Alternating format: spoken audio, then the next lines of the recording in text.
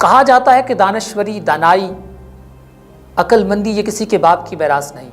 William Shakespeare کا بہت مشہور و معروف قول ہے کہ wisdom is the property of none, دانشوری، دانائی کسی کے باپ کی میراث نہیں۔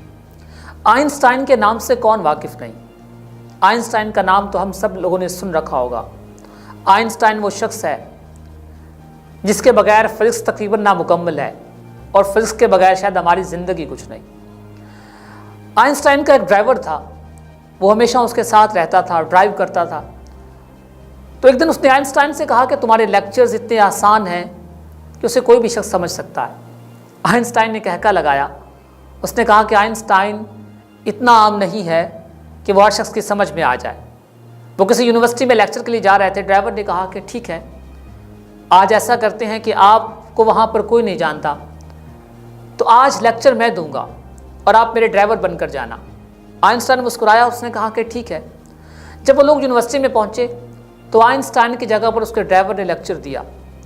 آئنسٹائن حیران رہ گیا کہ اس نے اتنے کمال فن کے ساتھ اس نے لیکچر دیا کہ وہاں پر موجود تمام طلباء یہی سمجھتے رہے کہ یہ لیکچر آئنسٹائن نے ہی دیا ہے۔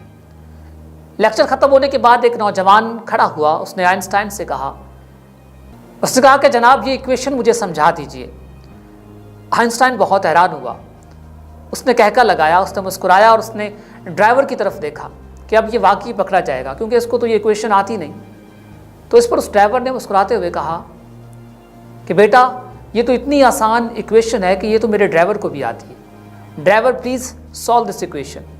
اس نے آئنسٹائن کو حکم دیا کہ تم اس ایکویشن کو سالو کرو، اور اس طرح اس نے اپنی دانش مندی سے آئنسٹائن کو لاجواب کر دیا، اور وہ ایکویشن آئنسٹائن کو سالو کرنی پڑی۔ یقین کیجئے دانشوری، قابلیت، دانائی یہ کسی کے باپ کی میراث نہیں۔ ایک عام سے عام شخص بڑی سے بڑی بات کر سکتا ہے۔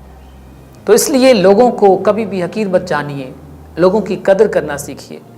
اگر کائنات میں آپ نے کچھ حاصل کرنا ہے، کسی انسان سے مستفید ہونا ہے، تو سب سے امپورٹنٹ چیز یہ ہے کہ پہلے خود کو کم تر محسوس کیجئے۔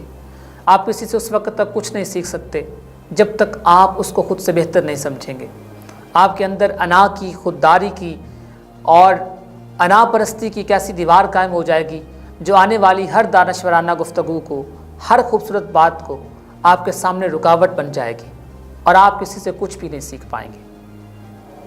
اپنے میزبان عاقف ایاز کو دیجیے اجازت، کسی نئے پروگرام کے ساتھ، کسی نئے موضوع پر دوبارہ پھر آپ کی خدمت میں حاضر ہوں گے۔